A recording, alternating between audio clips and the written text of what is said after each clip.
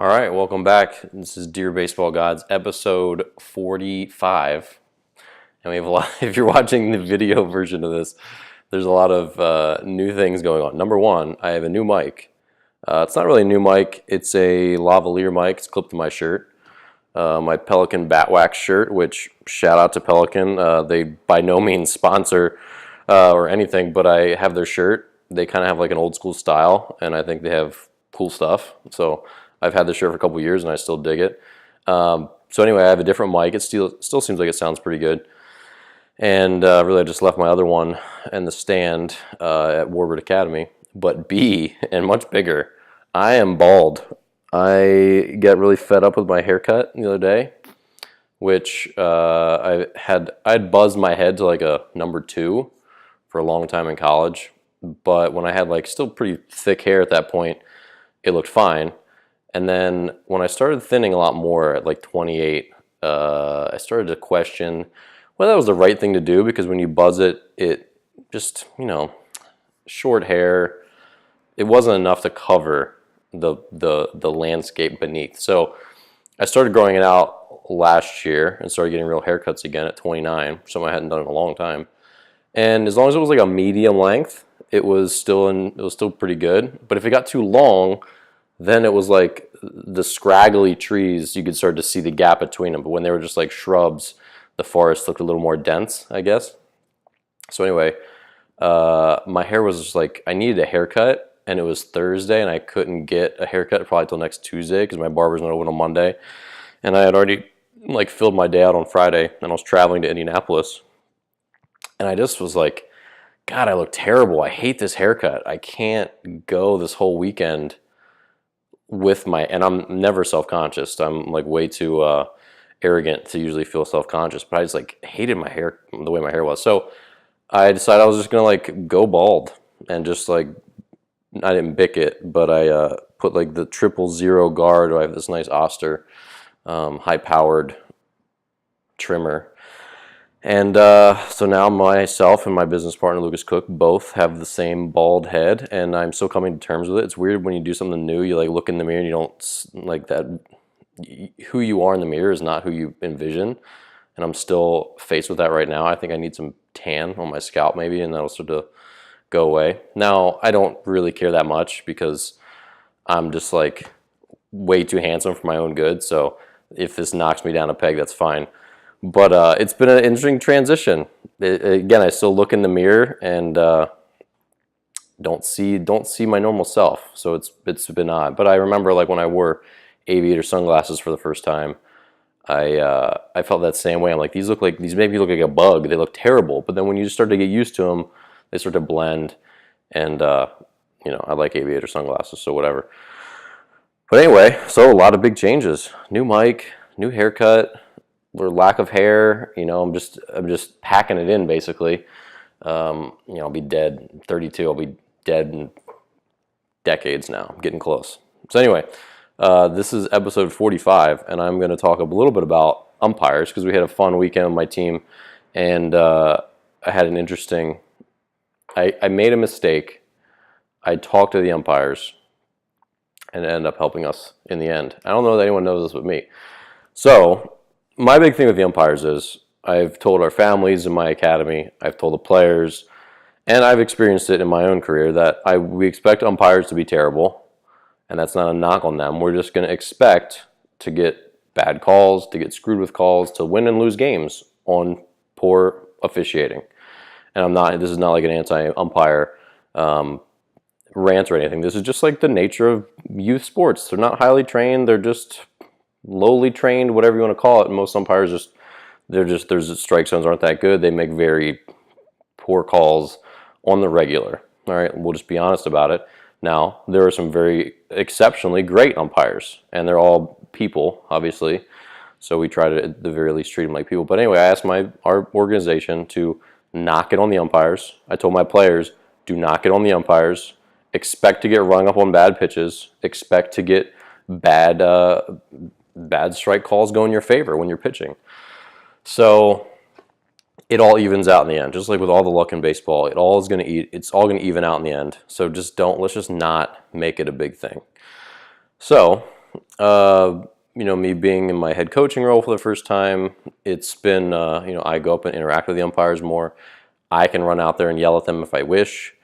I have not really yet done that, but I also, in the off season, spent a good amount of time thinking about what I would do with umpires, because some of my mentors, one of my biggest mentors, this guy named John Duffy, was my summer ball coach for 3 consecutive years with the Silver Spring Thunderbolts in the Cal Ripken League. He would run out there and just give them hell, and he was a kind of tough guy to get along with on the field, real competitive, anti-authority kind of guy. So Duff, if you're listening, you know that's you. But anyway, and I didn't think I would be like that. But at the same time, one of the things that Duff did not do was really like curse at them, but he would go out there and make his point, make them angrily. I mean, don't get me wrong. And but he was also like much more articulate than most people. He wasn't just out there shouting. He was like, "Look, that call's terrible. You're changing the game. Let us play the game. Here's the call that you should have made. Here's why you blew the call that you did." Blah blah blah. He was like a little bit different in the way he did it. But he would get on umpires constantly, ball strikes, all this other stuff. And I always wondered, is he helping us? Is he hurting us? Because there's clearly psychology. These are not robots. These people are humans. And when you get on them, and just like with me, like when people get on me, even if I don't like what they're saying and I think they're wrong, I still tend to consider my actions a little more carefully as I go forward. So I think even if you're pissing the umpire off and you're getting on him about his performance, I still think you're probably getting him to reconsider whether that pitch he did make or did call or didn't call or whatever really was what he called it. I still think you're getting under his skin where he's going to think, okay, maybe I do need to think a little harder. So I think there's benefit there, obviously. And I've talked about this a number of times. The biggest benefit for going out and arguing with the umpire is not for the call's sake. Like, I'm fully aware almost no calls get overturned. They happen much more in youth baseball. And other times they'll ask the other umpire. Like, sometimes they just don't know the rules. Like the other day, the infield fly rule was not called twice in the same game. And I'm like, we're playing baseball rules, right? Like, strange. But so like obvious things like that do happen. So sometimes you have to go out there and remind them the sport that we're playing. But most of the time, the call's not going to get reversed. So why go out there, and certainly why make a scene? And the biggest thing, which I've told my players this, and I've told the parents this, I've talked to lots of other people about this. You go out there to protect your player. And this was something that was told to me a bunch of different times, is that Duff and some other managers, they said, I don't go out there a lot of times to argue the call. I go out there to argue for you, because when I see a player getting upset and he's getting emotional, and emotional is a weird term because you think of like crying, but when you're getting frustrated or angry to the point where you're going to say something to the umpire yourself as a player, that's where the coach needs to go out there and fight the battle for you, so that you feel validated, so that you can say, okay, he's got my back, he's fighting it, then you've been heard, essentially, and now you can go back and finish pitching or hitting or playing the field or whatever. So that's the biggest advantage to going out and arguing with the umpires. So this past weekend, we were in a tight game in our semifinal game in the bracket, and there was a first and third situation. I think we were tied, and it was 2 outs, and we decided to throw through, which I didn't really have a problem with. Our catcher was doing a good job catching runners. And, so he throws down. It's turf. It was an in-between throw where it didn't take a nice long hop, and it didn't make it there in the air. It kind of took a little bit of a medium hop, and it kind of caught the rubber of the turf, the rubber infill, and kind of popped up. So the ball beat the kid there by a bunch, but because the throw kind of really took a high bounce, our shortstop had to grab it and really bring it down. And the ball beat him by a bunch, but it was a 50-50 whether he was out or safe. The ball beat him by a ton, but the throw was high. The tag had to go down. He got him kind of on the shin, I think. And I was sure they were going to call him out, but they called him safe, and the run scored. And our shortstop was heated about it, and he threw the ball back to the pitcher, and he said one thing to the umpire, nothing big, nothing to get in trouble or anything, but just, and I was and I should have run out, but I didn't. It just like I kind of hesitated, and then after I hesitated, I just kind of thought, oh, like the moment's kind of dissipating. And then I kind of ruminated over it over the next couple innings, and I thought about it, and I thought, yeah, I should have gone out, like, because when he came in, he was asking me, like, he was out, right? He was out. And even then I told him, like, man, I think he was out, but it was really close. Like, it could have gone either way. That was, either way. I didn't have his back either time, whether we're talking about the dugout or out, running out there to protect him. So I kind of screwed that up. And so I was thinking about it for a couple innings. And the umpires were good. They're very good umpires. Like, two of the best we've had all year. I'm sure they were high-level college umpires. Like, decent guys. Like, I talked to them a little bit at the lineup exchange, and seemed like cool dudes. They did two of our games. So in the second one, I'd just BS with them a little bit between innings here and there when I'm doing like lineup changes and subbing guys in and stuff like that. And so I go up after that. I have a change, and I go over and I talk to the field umpire. His name was JT. And I'm like, JT, that stolen base call, an inning ago. And I'm like, man, and he cut me off because he didn't know what I was gonna say. But he's like, no, man, like the ball, the tag was high, the tag was late, like he got under it. And I was like, no, I'm not arguing against it. Like, I feel like it was 50-50. It could have gone either way, but I'm like, man, I screwed up. I should have run out there and I should have just gone out there and like, MF'd you a little bit and shout in your face and maybe like spit on you just to like make my guy, because he was frustrated and he was upset about it. And he's like, oh man, I understand. He's like, I understand. Like, that's what you got to do sometimes. Like, he's like, look, he like touched my shoulder. He's like, look, you got to come out there, and if you got to like pull me aside and be like, JT, I think you've made the right call, but I got to call you a couple names right now just to validate, my player and our team, and just like save face a little bit. He's like, man, you go out here and you do it. Like, I know what it's. So like I said, just affirming that he was a good dude and who got it. So anyway, we had a little laugh. I ran back to the dugout, whatever. So in the seventh inning, our team was down 6-4, and we made the first out, and then we hit a single, and then we hit another single to the right side, look kind of like humpback liner that goes over the first baseman's head. And it was an exciting game. We were like back and forth. The teams were evenly matched. Obviously, our team was better, but so the ball goes over the first baseman's head. It was a little, like I said, a little humpback kind of liner.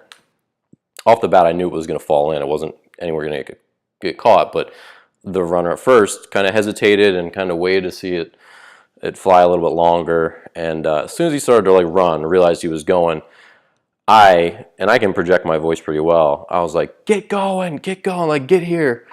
And we were in the third base dugout, my team. And then as soon as I'd yelled that like really loud, like so that he definitely heard me, because you couldn't hear anything over my voice, I looked at our third base coach, and he had his arms up, and he was holding them at second. And I was like, ooh.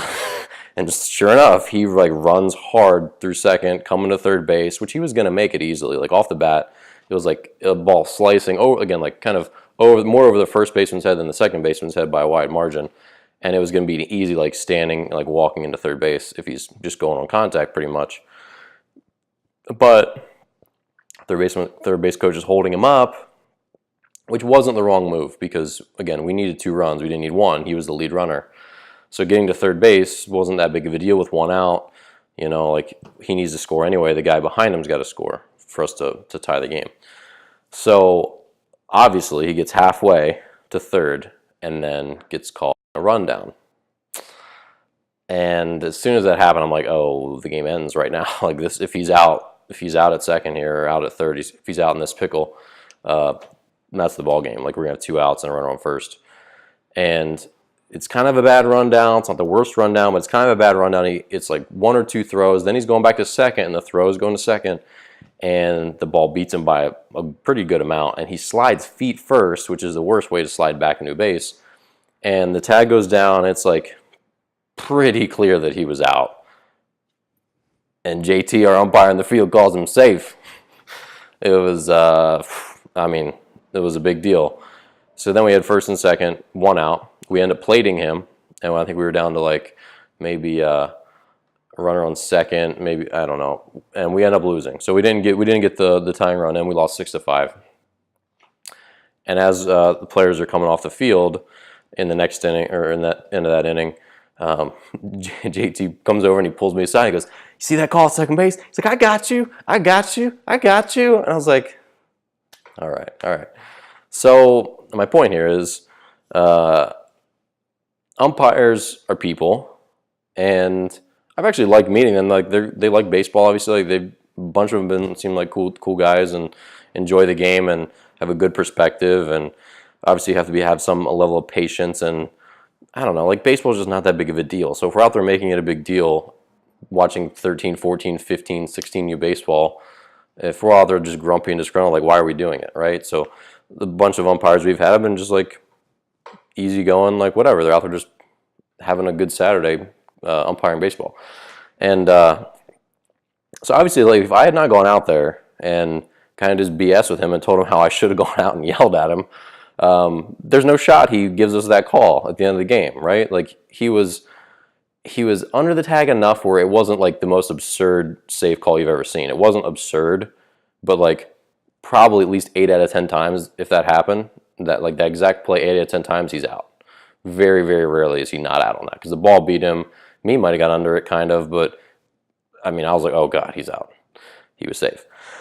But just the fact that I just kind of like talked to the umpire, and that, you know, because again, I don't know who's to attribute to this quote, but you know, the idea that between stimulus and response is free will or whatever. You know, that little gap is where, you know, a golfer can shank it or a pitcher can get the yips, whatever. And so when the umpire sees the play, even though they're usually lightning quick with the outer safe or striker ball, in that little brief gap between I saw the play happen, is the outer safe, and then I make the call, we wriggled in there, like as the team that he liked more, because like the coach was cool or whatever, and the players played hard, and just talk to him a little bit, because I'm sure being an umpire is lonely, whatever. And it's not like he needed my companionship. I'm just saying, like, I had a good rapport with the umpires, not because I was trying to manipulate them or anything, just because they did a great job. They were 2 of the best umpires we'll probably ever have this year,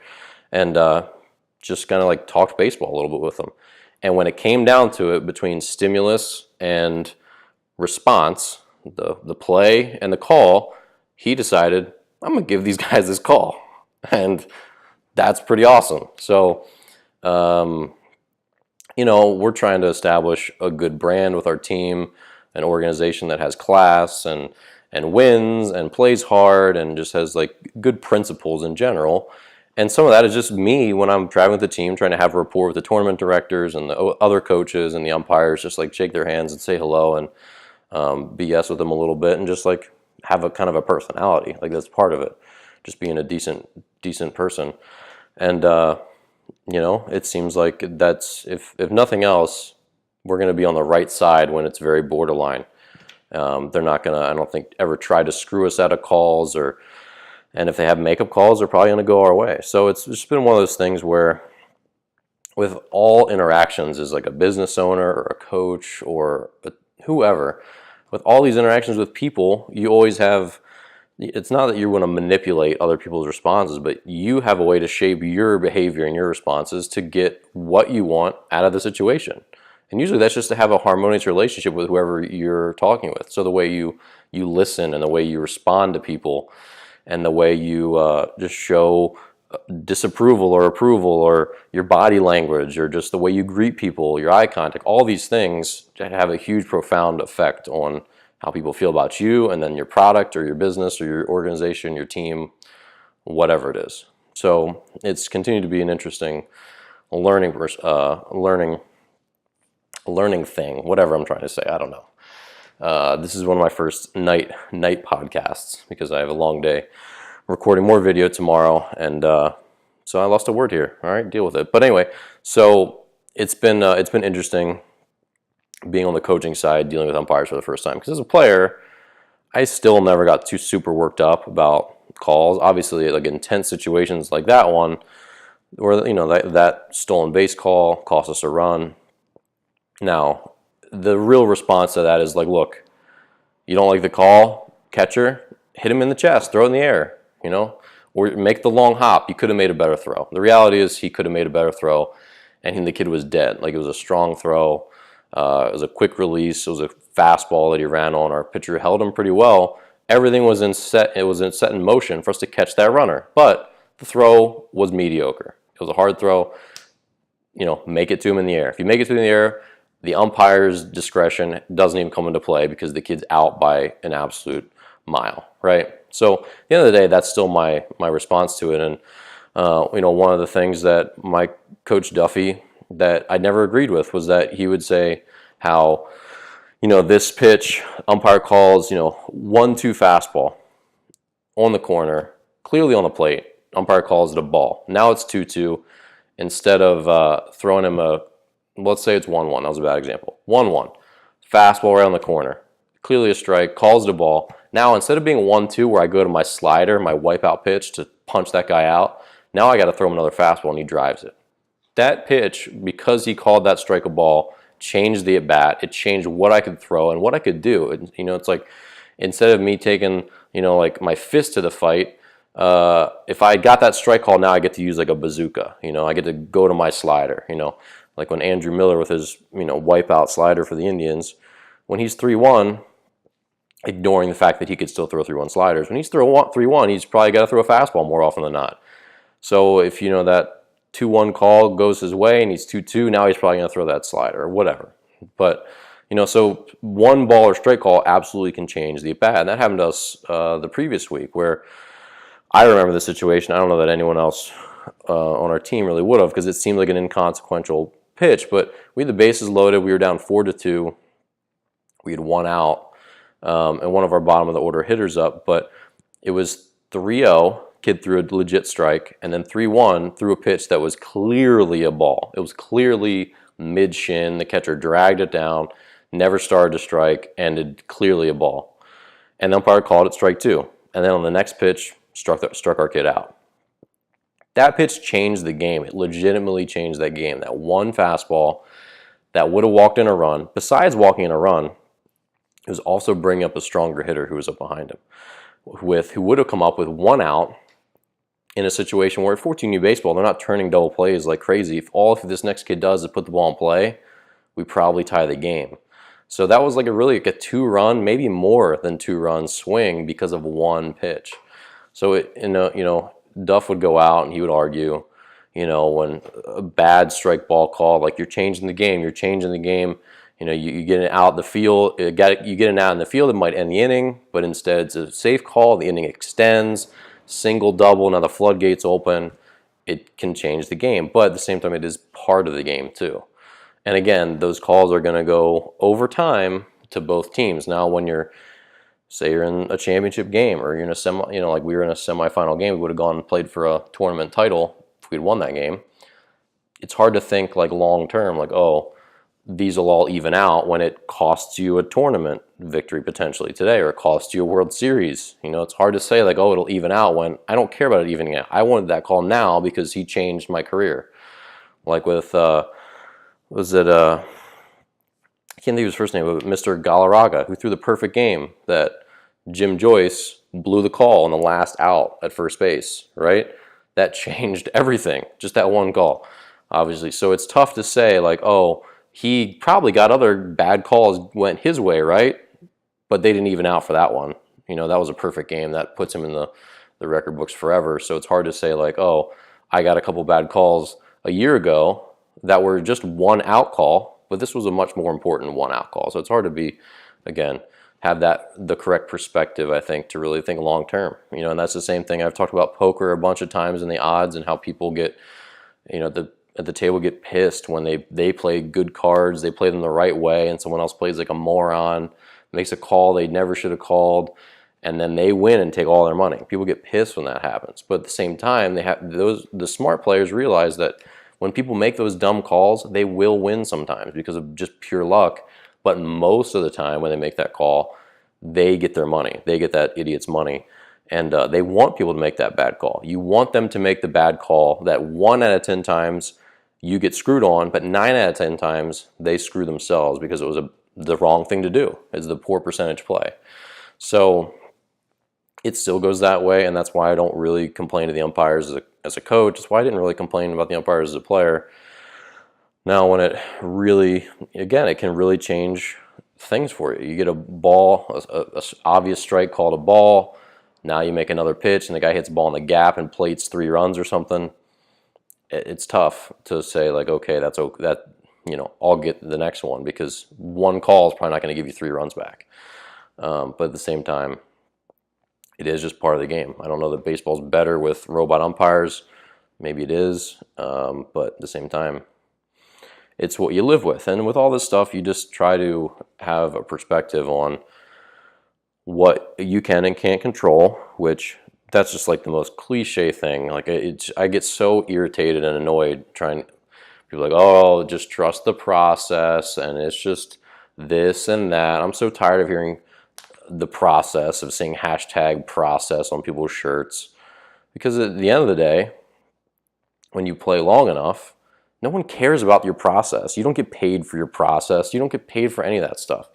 Now, you could argue, like, in a roundabout way, that you do, because when you go up and have good at bats, you're eventually going to get your hits, blah, blah, blah, blah, blah. But at a certain point, you don't get paid for trying hard. You don't get paid for being the hardest worker. You don't get paid for having a legendary work ethic. You don't get paid for not going out and drinking with your buddies or whatever.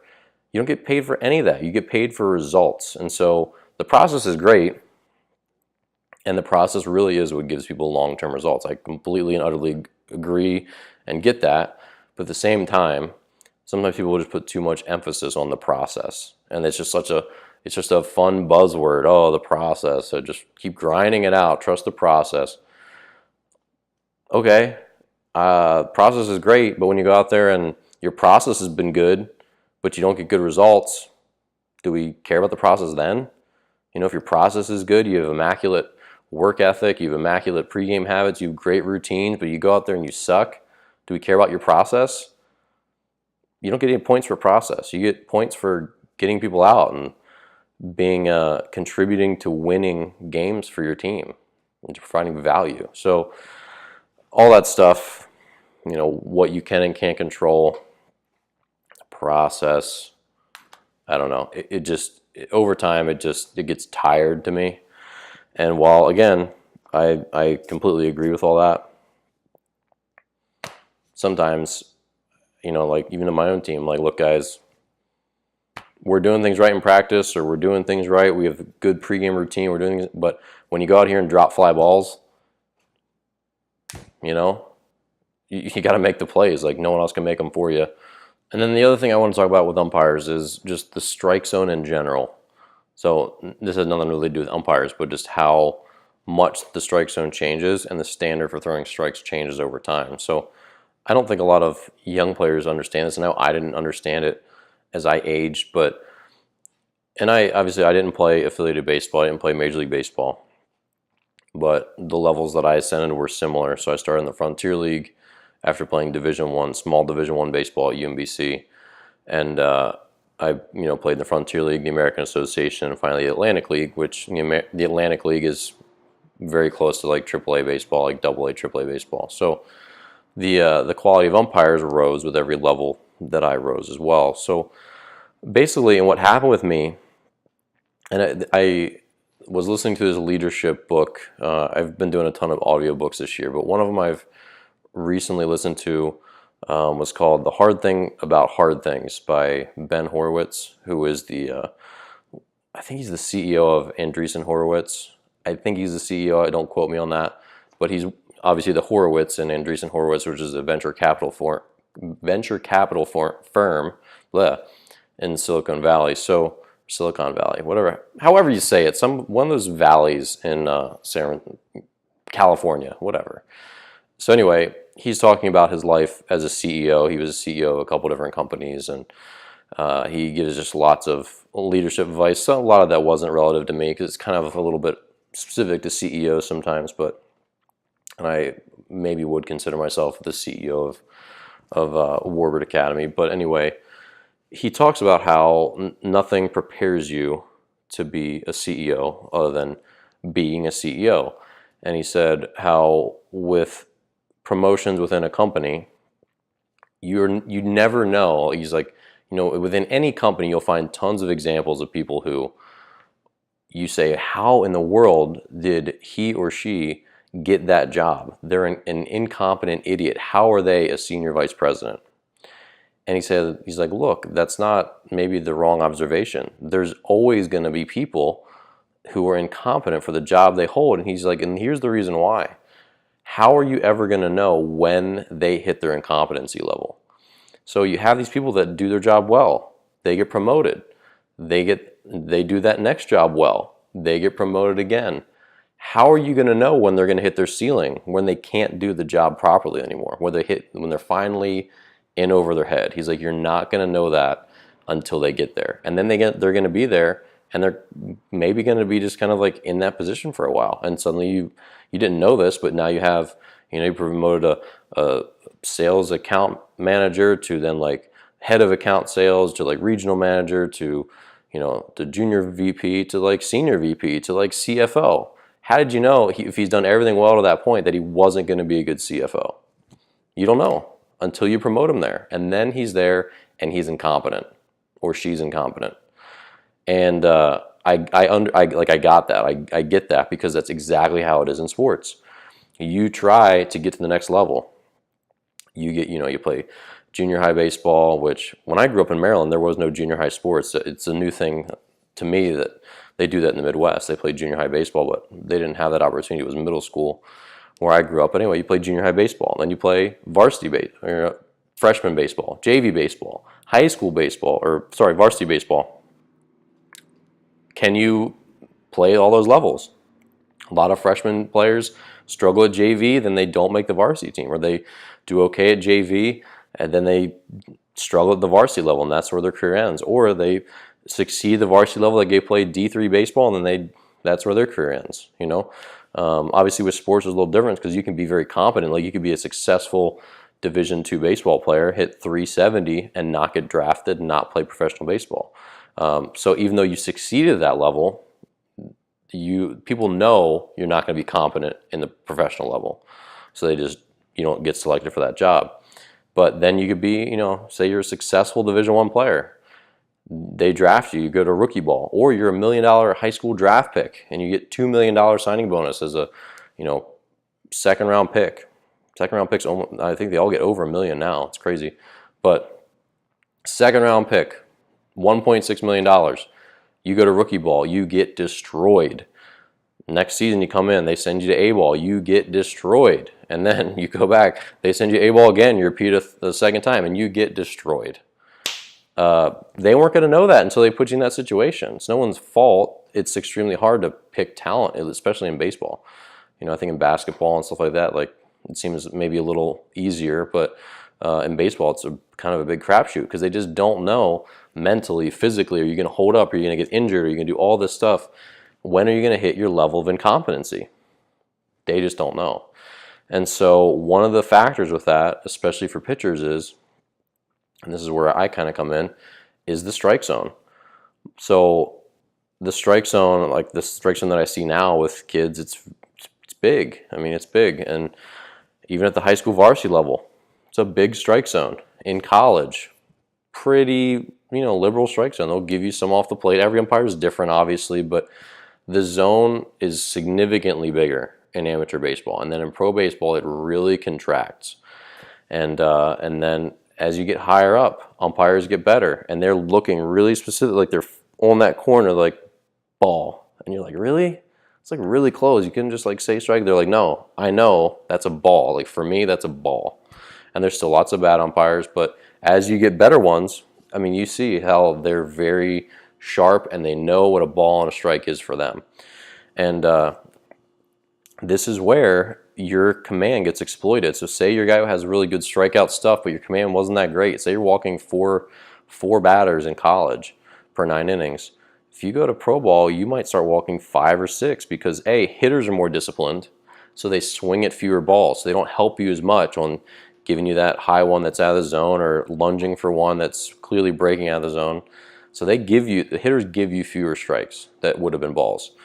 And then umpires, they're tougher too. So there's those two factors. The strike zone contracts physically because of the umpire, and then it contracts even more because even though this might be your strike zone, and if you're in the audio version of this, I'm just holding up a box the size of a Kleenex box. That might be the strike zone, the actual called strike zone. But then the hitter, he has a strike zone as well. So balls that he will swing at that are beyond that box that he will help you with a certain percentage of the time. So obviously it's not 100% of the time, but there's a certain percentage that he'll chase and help you out. It's extremely hard to throw all called strikes in a game. And I'm sure we've all seen pitchers who you get out there and they cannot possibly throw enough strikes to called strike you out. I remember there were a couple times where that was the case. There was a guy when I played summer ball. His name was Evan Fredrickson. Huge, like 6'6" lefty. He was throwing like 93 to 96. And this was back in like 2006, where that was extremely hard. That's a little more, it's still not pedestrian, but it's a lot more common now than it was then. Back then, that was the hardest I'd ever seen a guy throw. And it was just cruising out of his hand, really, really easy. He ended up being a second-round pick. He played at a local school in Maryland. I can't remember what it was. And then he ended up transferring to University of San Francisco. And then he got drafted in the second round. He could not throw a strike, just couldn't. And hitters knew it. If you stood up there, chances are he could not throw 3 called strikes to get you out. And our hitters knew that. And they knew they weren't going to hit 95 coming from a steep downhill with just like this crazy life on it either. So he walked a lot of hitters because they didn't want to take the bat off their shoulder, because they had a pretty good idea they weren't going to get a hit, but they might get to first base if they didn't take it off their shoulder. And so he was a good example. And there was another one later in my career, this guy Daniel Sadler, who I never played with him, but I played against him in a couple different seasons, and he was also exceptionally hard thrower. He was like 94 to 98, maybe 99. And it was a really weird situation where I watched as he was pitching for the Somerset Patriots, that his team was like cajoling him as if it was like 12U baseball. They were like, come on, you can do it. You can throw a strike. Like, come on. I was like, that's a grown man. And he's throwing the ball extremely hard. Like, he was throwing 96, but just couldn't strike. He just couldn't get enough called strikes to get anyone out. And the night that he pitched against us, he had like 5 walks, and it was pretty ugly. Now, not knocking this guy, he was very successful over the whole of his career, and an extremely hard thrower. I think played for a lot of like different, like 6 or 7 major league organizations. Exceptional arm, and as far as I know, I'd never met him. Probably a really nice guy, but I just remember he just didn't have the command to not get help from hitters. He needed help from hitters to have enough command to just pitch, really. And so he was a guy, and this guy Evan was a guy, and I was also a guy where I could throw my curveball for strikes amazingly well as a high school junior and senior. That was just like my pitch. That's what got me into college. It's really the only reason I'm here today, because that curveball got me a roster spot to play Division I baseball. And then, but as the strike zone shrank, it shrinks a lot for curveballs, because umpires see the big break and they don't like it when it's up. They don't like it when it's really breaking hard, but it stays up. It really appears to be a ball. And when it breaks below the kneecap, they call that a ball too, even though it probably definitely broke through the, like the plane of the strike zone. So really they only give you strikes if it's in this really narrow like shoebox where it breaks into the bottom half of the strike zone, like above the knee and below mid-thigh. Anything that breaks above, where they catch it above mid-thigh on a curveball, it just looks so bad, and they call them balls.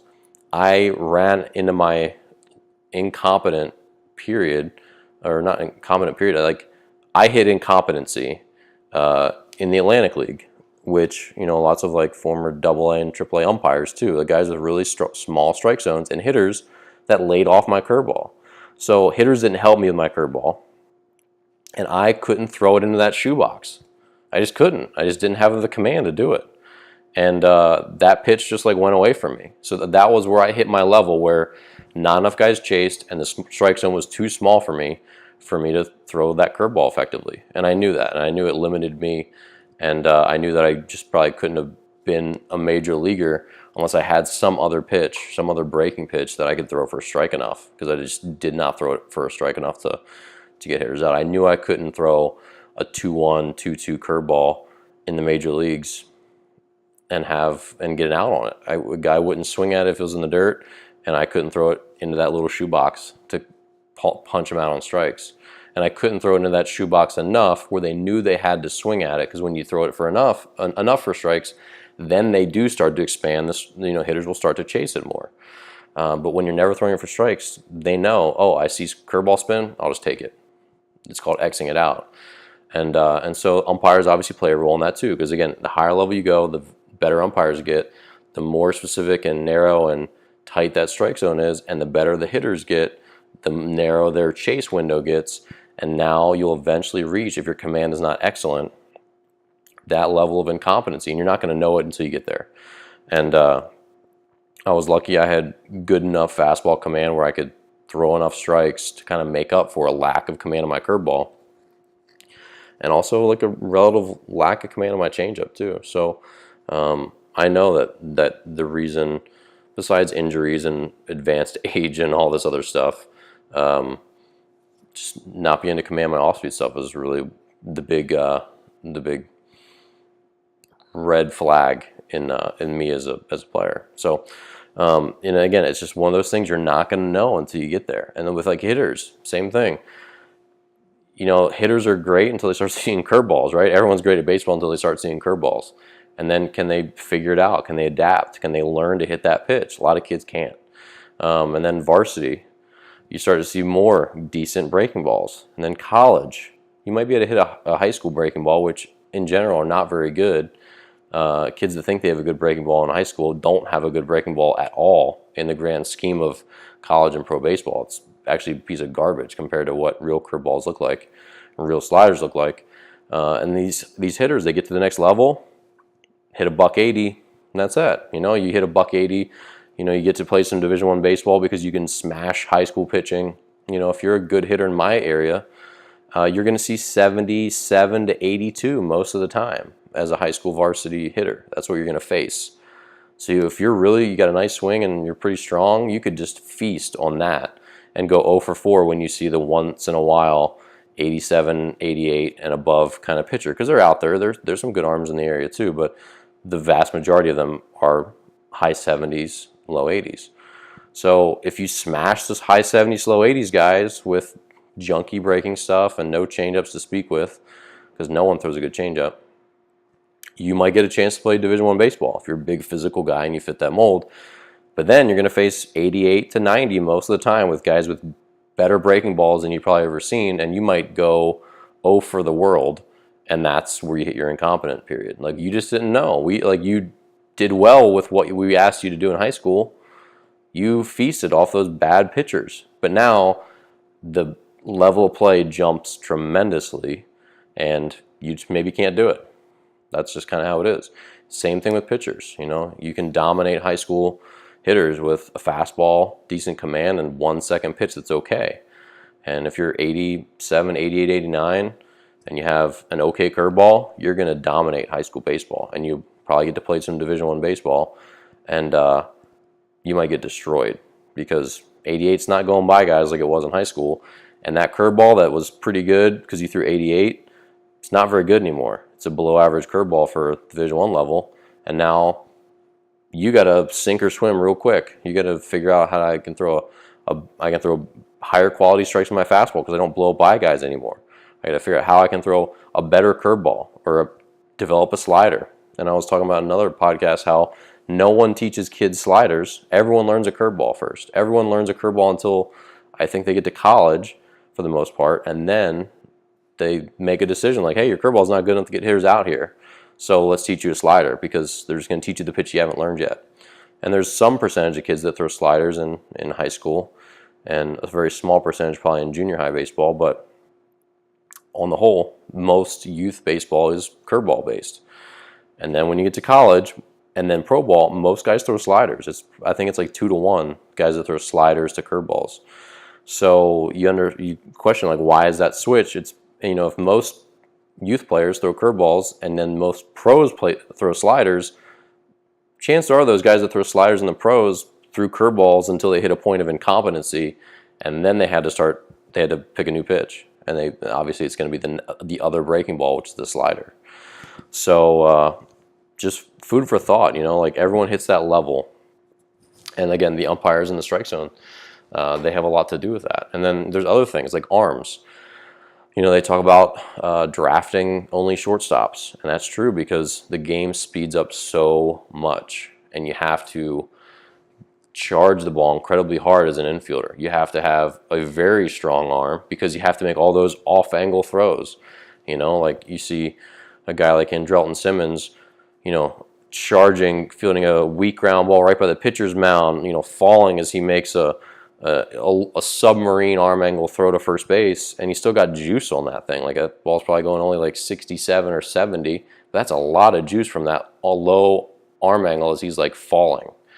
And to have that kind of arm strength on such an awkward throw, that means he's probably got like 90, 95 from up above, because if you're 90, 95 up here, then it's like, I don't want to go off camera.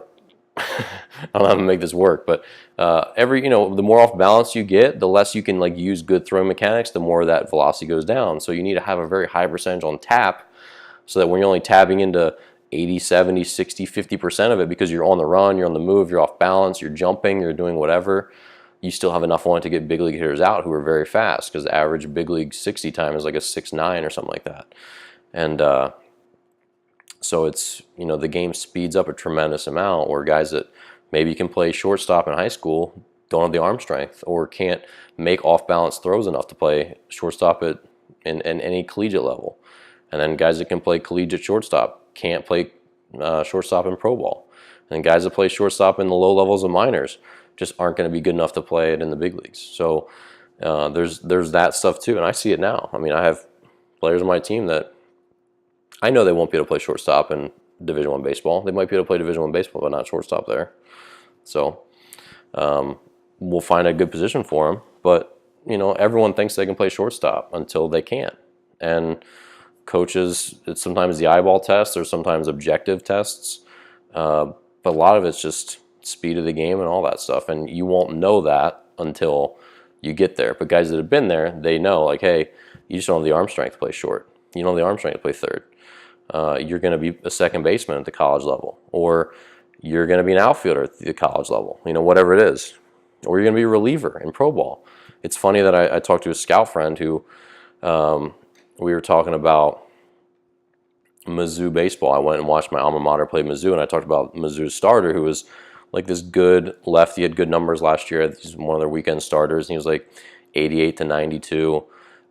Slider that couldn't strike guys out, even on my team, which were like a lower level Division I. So I was basically giving my scouting report, which was like, yeah, threw a lot of strikes, 88 to 92 looked like, okay slider, like not a strikeout pitch, okay changeup. And he's like, yeah, he'll probably go in like the 7th round. I'm like, what? That's a really high draft pick. That's like $250,000. He's like, yeah. He's like, that's about what they pay for a guy like him who's like had success, SEC baseball, had success, strike thrower, lefty. Obviously, he throws hard enough as a lefty, even though 88 to 92 is not that hard anymore. Yeah, 7th round, something like that. Sounds like probably what he'll go, especially with the track record of success. I'm like, man, that seems really high. He's like, yeah, he'll be a middle reliever in the minors, never be a big leaguer. I'm like, so why are we paying that much money for him? He's like, just how it is. I'm like, okay. But yeah, you look at a guy like him, like if he can't strike out even lower Division I hitters with a second pitch, which he couldn't strike guys out, he couldn't finish them off. He's definitely not gonna be able to finish pro guys off, right? So they look for that. They look for strikeout numbers. If you're not striking guys out in the collegiate level, you're gonna strike out even fewer guys in the pro level, and you're gonna struggle. And that was kind of like, my eyeball test with him there, because he could not put hitters away with his slider, and he couldn't put them away with his changeup, and his fastball was average for pro ball, so he's not going to put guys away with that either. So he's just going to be a guy that kind of eats up innings, throws enough strikes, but really can't, you're going to expect a 4 or 5 ERA out of him, probably, unless he's got an exceptional command and, whatever. But when you can't put guys away with an out pitch, it's tough to continue to climb. You'll eventually reach that level where if you can't put big league hitters away, they're going to eventually get you. You know, that's kind of how good they are. So, yeah. So I think that's a wrap for this podcast. But you know, two longerish topics: umpires, and then just sort of the ever contracting strike zone and just sort of levels of incompetency as you climb up in sports. Because I don't think it's I think it's an interesting topic, but you know, we sometimes find fault in people and players. And like, oh, he was good in college, but he stinks in pro ball, or oh, he was great in the minors, terrible in the majors. You can't blame people. You keep climbing the ladder. You do the best you can. At some point, you figure out, is my talent good enough to last here? For most guys, they hit a point where it's not. It's incredibly hard to stick at any high level of sports, especially like major league sports, you know? So anyway, subscribe, iTunes, YouTube. If you're not on my email list, you definitely need to get on it, because I have some great freebies. My changeup course is going away soon. It's not going to be free much longer. I will have a free version of it, but the changeup course as it is going to be a paid course pretty soon.